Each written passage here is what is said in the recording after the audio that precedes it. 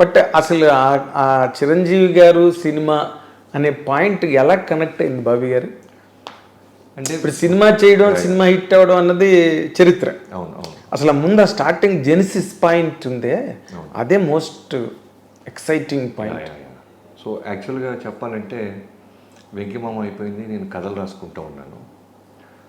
ఒకరోజు ఎప్పుడో చిరంజీవి గారిని కలవటానికి ఒక కాల్ వచ్చింది నాకు. సో ఆచార్య షూటింగ్లో ఆర్ఎఫ్సీలో ఉన్నారు సమ్మర్లో. సో చిరంజీవి గారి దగ్గరికి వెళ్ళాను నేను. వెళ్ళి కలిసినప్పుడు ఆ మాట ఈ మాట వస్తూ ఆయన గాడ్ ఫాదర్ చూసావా బాబీ అన్నారు. అంటే గాడ్ ఫాదర్ అంటే మలయాళంలో లూసిఫర్ చూశాను, చాలా బాగుంది సార్ అన్న అని. ఆయన ఏ విషయాన్ని తక్కువని ఎవరికి ఇవ్వరు, అవును, చిన్న హోల్డ్లో పెడతారు. అవునా అని మళ్ళీ షార్ట్కి వెళ్ళి వచ్చారు. చిన్న పాజ్ ఉంటుంది, ఆ చిన్న పాజ్ ఉంటుంది, మళ్ళీ చిన్న టెస్టింగ్ పీరియడ్ ఉంటుంది, అసలు వీడు ఎలా రియాక్ట్ అవుతున్నాడు అని. మళ్ళీ రేపు పొద్దున అనౌన్స్ చేసిన తర్వాత కాదంటే మనం ఫీల్ అవుతామని మెల్లగా హోల్డ్ చేస్తున్నారు ఆయన. నాకు మెల్లమెల్లగా అర్థమవుతుంది నన్ను ఎందుకు అడుగుతున్నారు. పైగా బయట వినబడుతుంది లూసిఫర్ రైట్స్ ఉన్నాయంట, చిరంజీవి గారు చేయబోతున్నారంట అనేది బయట వినపడుతుంది. అవును. సో ఆయన సగం సగం చెప్తుంటే మిగతా సగం నేను రాసుకుంటున్నా, ఇదేంటి మనకి డైరెక్షన్ అవకాశం వస్తా అని. ఆయన మాట్లాడుతూ ఫైనల్గా సరే అబ్బాయి అది ఒకసారి చూడు, మళ్ళీ చూస్తే ఒకసారి ఆ రైట్స్ ఉన్నాయి, ఇద్దరు ఒక డైరెక్టర్ అనుకుంటున్నావు, నువ్వు కూడా బాగానే ఉంటుంది అనిపిస్తుంది, ఒకసారి నువ్వు కూడా చూసి దాని పట్ల నీ ఒపీనియన్ ఏంటో చెప్పు అన్నాడు. నేను వెంటనే సరే అది లేదు, నాకు ఫస్ట్ అది ఉంటుంది అనుకుంటాను కదా జనరల్. చిరంజీవి గారి సినిమా చేయమంటే ఆనందం కన్నా నాకు ఎక్కువ భయం అనిపించింది. ఓకే, ఆ పెద్ద రెస్పాన్సిబిలిటీ కదా అది. ఒకసారి దొరికిద్ది ఫస్ట్ సినిమా, రేపు పొద్దున్న ఈ సినిమా తర్వాత ఎన్ని సినిమాలు చేయొచ్చు, కానీ ఫస్ట్ సినిమా అనేది మన అభిమానించిన హీరోతో వెరీ వెరీ ఇంపార్టెంట్. రాజర్ సెట్జీ. సో చిన్న భయం, నాకు కన్ఫ్యూజను, ఏంటిది లూసిఫర్ అంటున్నారు, తర్వాత ఏంటి సరేనా అన్నారు. సరే సరే అని వెళ్ళిపోయారు. వెళ్ళి ఎవరైతే నాకు ఆప్తులు ఉంటారో నా రైటింగ్ టీం వాళ్ళందరికీ షేర్ చేసుకున్నాను. కోన వెంకట గారికి, చక్రికి, మోహన్ కృష్ణ గారికి, వినీత్, ఈ నలుగురికి బాస్ పిలిచి ఇలా సినిమా అంటున్నాడు. అవునా సరే చూద్దాం చేసేద్దాం అనేది అందరూ పాజిటివ్గానే ఉన్నారు. ఆల్మోస్ట్ ఒక 25 సార్లు చూశాను 2 డేస్లో ఆయన కలవాలి. 25 సార్లు సినిమా చూస్తుంటే నాకు ఎక్కడో నేను డీల్ చేయాల్సిన సినిమా అనిపించట, నాకు 100% ఎక్కట్లా, అస్సలు ఎక్కట్లా. ఎందుకంటే ఇప్పుడు అందరు అంటారు కదా, మన లైఫ్లో మనం చేసిన మిస్టేక్సే మనకి లెసన్స్, మన స్ట్రెంగ్స్ ఏంటి, మనం వీక్నెస్ ఏంటో మనకంటే గొప్పగా ఎవరికి తెలియదు. సో సదా గబ్బర్ సింగ్ అనే సినిమా విషయంలో కూడా ఆ కథని నేను 100% నా కథ కాకపోవటం వల్ల, నాకు ఓన్ అవ్వకపోవటం వల్ల, నా ఎమోషన్ ప్రాపర్గా దొరకపోవటం వల్ల ఏదో ఒక అనుకున్న సక్సెస్ రాలేదు. సో నేను ఆ రోజు బలంగా ఫిక్స్ అయ్యాను, మన కథ తప్ప బయట కథ చేయకూడదు, ఎందుకంటే పవర్ నా కథ. దాని తర్వాత జైల్లో కృషి చేశాను, చాలా పెద్ద హిట్. వితిన్ 1 మంత్లో చేసాం ఆ కథ. సర్దార్ గబ్బర్ సింగ్ తర్వాత ఎన్టీఆర్ గారు పిలవటం, ముందున్న సినిమా గొప్పగా చేయకపోయినా సరే ఆయన నన్ను నమ్మటం, కథ చెప్తే చేస్తాను బాబీ అనటం, కథ చెప్పిన తర్వాత నచ్చటం, దాని రిజల్ట్, ఇవన్నీ ఆ రుచి చూసేసాను. తర్వాత వెంకీమామ వచ్చేసరికి మళ్ళీ సేమ్ సురేష్ బాబు గారు ఒక కథ కొనుక్కున్నారు వేరే వాళ్ళ దగ్గర. నేను చాలాసార్లు కోనా గారిని నేను చేయను బాబోయ్, ఇంకోళ్ళ కథ నేను చేయను అనేవాడిని. ఎందుకు విను, నీలో రైటర్ ఉన్నాడుగా. బేసిక్గా నేను రైటర్ని, చిన్నీష్ గారి దగ్గర నుంచి రైటింగ్లో 10 ఏళ్ల పాటు నేను రైటర్గానే ఎక్కువ వర్క్ చేశాను. అసిస్టెంట్ డైరెక్టర్గా పనిచేసింది ఒక్క సినిమాని, పొలిటికల్ రౌడీ అని, ఆదినారాయణ గారి దగ్గర. సో రైటర్గా ఉండటం వల్ల ఏంటంటే డైరెక్టర్ పక్కన, నిర్మాత పక్కన ఉండి ఒక కథ పుట్టడం దగ్గర నుంచి దాని థియేటర్కి వచ్చేదాకా దాని జర్నీ చూసేవాడిని. ఒక ఆలోచన ఎలా పుడుతుంది, దాని ప్రోడక్ట్ రూపం మెటీరియలిస్టిక్ ఎలా అవుద్ది, హీరోకి ఎలా చెప్తారు, ఎలా అమ్ముడుపోద్ది, దాన్ని ఎలా షూట్ చేస్తారు, ఎడిటింగ్ రూమ్లో అది బతుకుతుందా చచ్చిపోతుందా, రికార్డింగ్లో ఎంత ఎన్హాన్స్ అవుతుంది, లాస్ట్ ఫ్రేమ్ వరకు అంటిల్ గోకుల్ థియేటర్కి వచ్చి అది పని ఏదాకా చూసేవాడిని. అలానే మిస్టర్ పర్ఫెక్ట్ డే 1 నుంచి ఉంటాం, ట్రావెలింగ్ ఇవన్నీ చూశాను. సో వెంకీమామ కూడా సరే ఫైనల్గా సురేష్ బాబు గారిని కలిసిన తర్వాత ఆ కథని మ్యాక్సిమం నేను ఏం చేయాలి అన్నీ చేశాను. అది హిట్ అయినప్పటికీ నేను ఇది కాదు కదా పెద్ద రీసౌండ్ వచ్చే సినిమా చేయాలనేది నాకు పెద్ద ఆకలి ఉండేది. వెంకటేష్ గారితో నాగ చైతన్య చేసిన, డబ్బులు వచ్చినాయి, మంచి పాజిటివ్ టాక్ వచ్చింది, హిట్ అన్నారు. బట్ నాకు సరిపోయేది కాదు, హిట్ కాదు కదా, రీసౌండ్ రావాలి కదా. ఓ సినిమా చేస్తే ఇన్ని సంవత్సరాలు మనం పనిచేసాం కదా చాలామంది దగ్గర, పైగా ఓ సినిమా చూడంగానే యాజ్ ఏ రివ్యూ రైటర్స్ లాగా మనకు అర్థమవుతుంది కదా ఎక్కడ బాగుంది ఎక్కడ బాగాలేదో. సో నేను రియలైజ్ ఏంటంటే ఇంకోళ్ళ కథ కన్నా మన కథే మనం రాసుకుంటేనే ఆ కిక్, బేస్ మంది అయి ఉండాలి ఇల్లు కట్టాలంటే. పిల్లర్స్ ఒకటి వేసేసి పునాదులు వేసేసి నువ్వు కన్స్ట్రక్ట్ చేయరంటే నేను గొప్పగా చాలామంది డైరెక్టర్లు ఉంటారు ఇంకోళ్ళ కథని బాగా ఎన్హాన్స్ చేసి తీసేవాళ్ళు, హ్యాండిల్ చేయగలుగుతారు. అది వాళ్ళ స్ట్రెంత్. అవును, ఎందుకు కథ నాదైతే ట్యాగూర్ వినాయక్ గారు చేశాడు కదా, 150 వినాయక్ గారు తీసినట్టు. అవును, అది బిగ్గెస్ట్ క్యాపబిలిటీ అది. అవును. సో నాకు ప్రాసెస్లో అర్థమైంది ఏంటంటే ఓకే, నేనే అక్షరం పెడితేనే నేను ఎక్స్ట్రాడినరీ తీయగలుగుతున్నాను, ఎటు పడితే అది గేమ్ ఆడగలుగుతున్నాను, ఇంకోళ్ళ కథని నేను ఓన్ చేసుకోలేకపోతున్నాను, దాన్ని ఇటువైపు లాగలేకపోతున్నాను అనేది నాకు ఎక్కడో అర్థమైంది. అర్థమైన తర్వాత ఎప్పుడైతే లూసిఫర్ రీమేక్ అన్నారో నాకు మళ్ళీ క్వశ్చన్ మార్క్ స్టార్ట్ అయింది. చిరంజీవి గారితో ఒకసారి వచ్చింది ఆపర్చునిటీ, ఇప్పుడు వెళ్ళి నేను చేయలేను అని చెప్పాలి. రీమేక్ నేను చేయలేను అంటే అంత పెద్ద స్టారు అభిమాని తిరుగుతున్నాడు వచ్చి పోజు కొడితే పోరా అంటే మళ్ళీ మనం చేయలేము, మళ్ళీ అసలు అడుగు పెట్టడానికి. ఎందుకంటే అప్పటికే ఆయన సైరా నరసింహారెడ్డి, ఓ పక్క ఆచార్య, కోటాల శివ గారితో పెద్ద పెద్ద డైరెక్టర్తో పనిచేస్తున్నారు.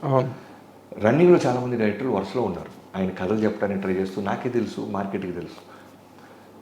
ఏంట్రా బాబు ఈ కన్ఫ్యూజన్ అని 2 days నరకం అనిపించాను. తర్వాత మా వాళ్ళందరూ నీ మనసుకి ఏది అనిపిస్తే చెయ్యి, రేపు పొద్దున మళ్ళీ మనల్ని బ్లేమ్ చేయకు, నీకు అనిపిస్తే చెయ్యి, హానెస్టీగా చెప్పేసి ఏమవుద్ది అని ఇంకా ఫైనల్గా ఫిక్స్ అయ్యి 2 days తర్వాత చిరంజీవి గారి ఇంటికి వెళ్ళాను. ఎక్కుతూ నా స్క్రీన్ సేవర్లో మా మదర్ ఫోటో ఉంటుంది, మ్యాక్సిమం కష్టం సుఖం చేసే ముందు అది దాన్ని అలా చూసుకుంటా. ఓకే. మా అమ్మగారి పేరు ఇందిరాగాంధీ.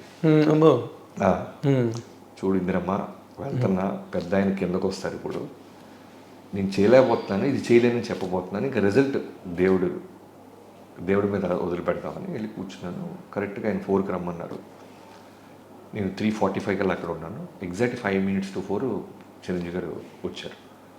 రాగానే వచ్చి కూర్చున్నారు, కాఫీ అది వచ్చింది. 150 films చేశారు కదా, ఆయనకి తెలుసు వచ్చినోడు ఏదో చెప్పడానికి ఇబ్బంది పడతాడని పట్టేశాడు ఆయన. సినిమా టాపిక్ తప్ప అన్నీ మాట్లాడతాడు ఆయన. లూసిఫర్ చూసామనేది తప్ప మిగతా అన్నీ మాట్లాడతాడు చిరంజీవి గారు. అది మళ్ళీ మీకు అగ్గిన పరీక్ష. ఒక 7 minutes 10 minutes అటు ఇటు నడిచిన తర్వాత, సార్ అది లూసిఫర్ చూసాను సార్. చూసావా, ఏంటి బాగుందా, ఏంటమ్మా సార్, మంచి సినిమా సార్, కాకపోతే నాకెక్కడో మంచి సినిమానే మేము చేస్తున్నాం, నిన్ను మంచి చేయడం చెప్పమన్నట్ల, నీకు ఓన్ అయిందా ఓన్ అవ్వలేదా, direct straight to the point రా అన్నారు. Point blank straight to the point రా అని అనగానే మళ్ళీ టెన్షన్. సరే బ్రీత్ తీసుకుంది, సరే ఏం లేదు, నా కథలైతే నేను చాలా బలంగా తీయగలను అని మీకు చెప్పింది చెప్పా. సర్దార్ గబ్బర్ సింగ్ విషయంలో నేను స్ట్రాంగ్గా హిట్ కొట్టలేకపోయాను స్క్రీన్ మీద, నా కథ కాకపోవటం వల్ల. వెంకీమమ్మ కూడా హిట్ కొట్టిన నాకు తృప్తి లేదు. ఒక వెంకటేష్ గారు, నాగ చైతన్య మీద హిట్ అనే పేరేంటి, భారీగా రీసౌండ్ రావాలి కదా, పైగా జైలుకి వస్తే తర్వాత చేస్తున్నాను కదా నేను. సో అక్కడ నాకు అర్థమైంది సార్, ఇంకోళ్ళ ఇంటిని నేను మాడిఫై చేయలేను సార్. మేబీ ఆ చేసే వస్తుందేమో కొన్నాళ్ళకి మెచ్యూరిటీ, నాకు ప్రస్తుతానికి తెలియదు sir, to be honest with you. పైగా మేజర్గా నేను చూస్తున్న చిరంజీవి దాంట్లో కనపడలేదు సార్ అన్న. ఆ మాట ఆయన పట్టుకున్నాడు, నువ్వు చూస్తున్న చిరంజీవి ఏంటి అన్నాడు. ఇలా సార్ చిన్నప్పటి నుంచి చిరంజీవి అంటే బీటీ, గరణముడు, గ్యాంగ్ లీడర్, ఒక స్వాగ్, ఒక ఎంటర్టైన్మెంట్, గోల, సరే వదిలేసి దాని గురించి డిస్కషన్ ఉంటుంది. దానికి చాలామంది ఉన్నారు, నీకు ఊరికే రైటరో కదా నువ్వు ఏదైనా ఓన్ చేసుకుంటావు అని అడిగాను తప్ప నాకు చాలామంది ఉన్నారులే బాబీ, దాని గురించి వదిలేసి అన్నారు. అనేసి తర్వాత అన్నీ ఏంటి ఇంకా అర్థమైంది, ఇక లేదు మన చిరంజీవి గారితో మనతో ఏం చేయడానికి ఫిక్స్ అయిపోయాడు. అయిన తర్వాత బయటకు వస్తున్నప్పుడు, సార్ ఒక ఫోటో తీసుకుంటాను మీతో అన్నారా. ఫోటో తీసుకుంటూ మీ నాన్నగారికి చెప్పు, ఇలా సినిమా వస్తే నేను చూస్తున్న చిరంజీవి లేడు అన్నావు అని అన్న తర్వాత, ఇంతకు నువ్వు చూస్తున్న చిరంజీవి ఏంటయ్యా, ఏం చెప్తుంటాడు అతను, నువ్వు చూస్తున్న చిరంజీవి ఎప్పుడు చెప్తావా కదా అన్నారు. అది ఆయన గొప్పతనం. జనరల్గా నేనైతే ఇప్పుడున్న చిన్నపాటి స్థాయిలోనే ఎవరికైనా ఒక అవకాశం ఇస్తే వాడు గంతులేస్తాడు అనుకుంటే, వాడికి అవకాశం ఇచ్చిన తర్వాత మీరు ఇచ్చిన అవకాశం నాకు నచ్చలేదు, నేను ఇంకొక ఆపర్చునిటీతో వస్తాను అంటే, నేను ఇమీడియట్గా వాటితో ఇంత ఎర్లీగా అయితే వాడికి నేను అవకాశం ఇవ్వను. 100%. కనీసం ఒక 6 నెలలు, కనీసం మనిషిగా మనకి ఎక్కడో వచ్చిన ఈగోస్ ఉంటాయి, కోపాలు ఉంటాయి, ఓ నెల 2 నెలలు పుష్ చేస్తామండి. అవునా కలుద్దాం రా, రే తమ్ముడు కలుద్దాం రా, ఎంత గుడ్ ఇంప్రెషన్ ఉన్నా ఏది ఉన్నా సరే, అరే నువ్వు ఇప్పుడు నా కింద పనిచేసి చిన్న బాయ్ కూడా ఉన్నాడు, ఆయన పిలిచి అరే నా బ్యానర్లో నువ్వు సినిమా చేయరా అంటే, అది గంతేస్తాడనే సమ్మర్సాల్ట్ వేస్తాడని నా విజువల్ ఉంటే, మీరు ఇచ్చారు బట్ ఇది కాదు, నేను ఒక కథతో వస్తానంటే ఎలా ఉంటుంది నాకు. సో ఆయన వెళ్ళే ముందు నువ్వు చెప్తున్న చిరంజీవి ఏం చేస్తాడో చెప్పవా, దాని సంగతి చూస్తానన్నాడు. చెప్తాను సార్ ఒక 20 రోజుల్లో అలా వస్తానన్న. కట్ చేస్తే కరెక్ట్ 18వ రోజు మెసేజ్, 2 days ఉంది నీకు ఇంకా అని చిరంజీవి గారి దగ్గర. బా సో 20 రోజులు నాకు నా టీంకి అగ్ని పరీక్ష. ఎందుకంటే అది నేను హ్యాండిల్ చేయలేకపోతున్నా అని చెప్పి వచ్చా. నా చిరంజీవి అది కాదని ఇది కాదని తొడగొట్టు వచ్చావు. నీ చిరంజీవి ఎవరైనా ఆయన అడిగారు 20 రోజుల్లో వస్తాడు మా చిరంజీవి అని చెప్పి. ఇప్పుడు ఖచ్చితంగా మామూలుగానే చూసే చిరంజీవి గారు భూతత్వంతో చూస్తాడుగా 100%. అంటే లూసిఫర్ లాంటి సినిమా బాగుంటుందని మేము కొంటే నువ్వేంటారు బిల్డప్ ఇస్తావు అనే దాంతో భూతత్వం చూసి మనం దొరికేస్తాం. అవును. ఫైనల్గా 20 days తర్వాత వెళ్ళి ఏదైతే ఇప్పుడు మీరు చూసారో ఆ ఇంట్రడక్షన్ ఉండేది. ఓ సముద్రపు దొంగ ఒక ఓడెళ్తుంటే అలా తాళ్ళేసి రోప్ ఎక్కి అలా ఒక బ్యాచ్. ఫస్ట్ నేను చెప్పిన విజువల్ ఏంటంటే సముద్రం మీద ఒక ఓడెళ్తుంది, కోస్టల్ గార్డ్స్ని లాక్ చేసి తీసుకెళ్తున్నారు, సరుకు ఏదో ఉంది, వెళ్తుంటే చిన్న పడవలు వచ్చి రోప్స్ అలా పడి బ్యాక్ షాట్ పడితే తడుచుకుంటూ అలా ఎక్కుతున్నాడు. ఇతనితో పాటు ఒక 7 సుబ్బరాజు గారు, ఒక బ్రహ్మాజీ ఇలాంటి ఒక బ్యాచ్ ఎక్కి దూకారు. ఆ ప్లాట్ఫామ్ డెక్ మీదకి ఒక ఫైట్. ఇలా చెప్తున్నప్పుడు ఆయన మెల్లగా కళ్ళు అలా చూస్తూ ఎక్కడో నచ్చింది అనేది అర్థమవుతుంది ఆయనకి. లుంగి గింగి కట్టి చిన్న పిండి అలా వాళ్ళ ముందే మడతేసుకుంటూ చేతిలో నోట్లోంచి ఒక కత్తి తీసి చిన్న మూమెంట్తో డ్యాన్స్ వేసుకుంటూ ఫైట్ చేస్తాడు. ఇలా చెప్పుకుంటూ ఫస్ట్ హాఫ్లో ఒక 15 సీన్లు, సెకండ్ హాఫ్లో ఒక 10 సీన్లు చెప్పారు. అడ్జస్ట్ చేసి పోగేసి ఒక 50 నిమిషాలు చెప్పగలిగారు. మధ్యలో ఒక అరగంట తర్వాత నేను చేసిన తప్పు ఏంటంటే నువ్వు ఏ టైం కంఫర్ట్ అంటే 3 o'clock అన్నా. ఆయన నాకు మర్యాద ఇస్తూ 3 ఓకే అన్నారు. జనరల్గా ఆ టైంలో ఎవరైనా భోజనం చేసి చిన్న న్యాప్ టైంలో గొల్లు వేసుకున్నాను నేను. ఆయన వింటూ మెల్లగా ఆ పెద్ద గుడ్లు అలా చిన్న బోధపడతలే. నాకేంటంటే ఇప్పుడు నేను బయటకు వచ్చి నేను అద్భుతమైన కథ చెప్పాను, కానీ ఆయన పడుకోవటం వల్ల కథ ఎక్కలేదంటే ఎవడో నమ్మడం. పోరా లవ్ చెత్త కథ చెప్పు, నేను కథ చెప్తున్నాను బట్ వలసలో ఇదే. ఇప్పుడు వెళ్ళి నా వైఫ్కి ఏం చెప్పాలి, ఎందుకంటే పాపం తనకి నిద్రలేదు 20 రోజుల నుంచి. తనకి అన్నీ చెప్పా, చిరంజీవి గారితో ఇలా లూసిఫర్ వచ్చింది, నేను నువ్వు చెప్పి వస్తున్నాను, ఇలా కొత్త కథ చేస్తున్నావు అంటే పాపం ప్రతి దానికి పాపం స్టెప్ నాకు సపోర్ట్ చేసేది. ఇప్పుడు నేనేం చెప్పాలి, నిద్రపోయాడమ్మా తను, ఆయన పడుకున్నారు అందుకే ఎక్కలేదంటే పోరా వెళ్తారు. వచ్చి బయట నా టీం పోనా గారికి చక్రికి వీళ్ళందరికీ చెప్పాలి నేను బాగా చెప్పానే బాబు, ఆయన ఎక్కడో నిద్రపోయారు. ఎక్కడో ఒక 3-4 minutes మెల్లగా అలా మోస్తున్నారు, మళ్ళీ కళ్ళు తెరిచి మెల్లగా వాటర్ అది తీసుకుంటున్నారు. అన్నీ జరుగుతున్నాయి. అయిపోయిందిరా బాబు జీవితంలో, ఇక లేదు లైఫ్ హీరో ఎవరు రాలి, ఇక చిరంజీవి గారితో లేదురా అవకాశం, ఎక్కలేదు ఆయన నిద్రపోతాడు, డిస్కనెక్ట్ అయిపోయాడు కథగా అనుకుంటా. అయిన తర్వాత పడుకున్నాడు, మెల్లగా లేచారు. సరే అమ్మ అయితే ఒకసారి రంతులు చేసుకుని రేపు ఎల్లుండి కలుద్దాం అన్నారు. సరే వెళ్తుంటే కరెక్ట్ బయటకు వచ్చిన తర్వాత ఒక నిమిషం ఆగు అని కథ మొత్తం రంతులు చేస్తాడు ఆయన. బిగినింగ్ అలా వచ్చాడు, బోటు తాళ్ళు వేసి అలా ఎక్కారు, ఇలా వెళ్ళారు ఒక తమ్ముడి క్యారెక్టర్ ఇలా వెళ్ళారు. నేను ఎక్కడైతే కళ్ళు మూసుకున్నారన్నానో ఆ కళ్ళు మూసుకున్న సీన్స్ కూడా చెప్తున్నాడు ఆయన. మొత్తం చెప్తాడు ఆయన.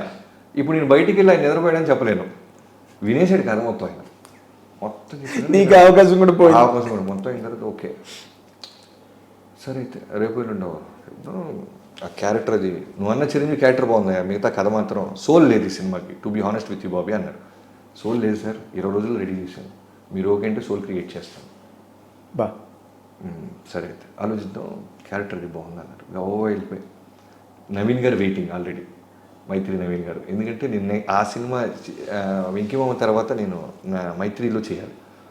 సో చిరంజీవి గారు పిలిచారు, చిరంజీవి గారి దగ్గరికి వెళ్తున్నాను, అన్ని అప్డేట్స్ చెప్తున్నా అని. కానీ నవీన్ గారు వెంటనే ఆనందాన్ని నాకు సార్ క్యారెక్టర్ బాగుందన్నారు సార్, మన సినిమా ఉన్నట్టే అని చెప్పాను. నవీన్ గారు ఆనందంతో చిరంజీవి గారు ఫోన్ చేశారు, సార్ థ్యాంక్ యూ సార్ బాగుందని. ఆయన షాకు, ఆల్రెడీ బాగుందని ఎక్కడ చెప్పారు, క్యారెక్టర్ బాగుందన్నారు, కథ చేయాలి నవీన్ బట్ బాగుంది, వాడు చేయగలడు.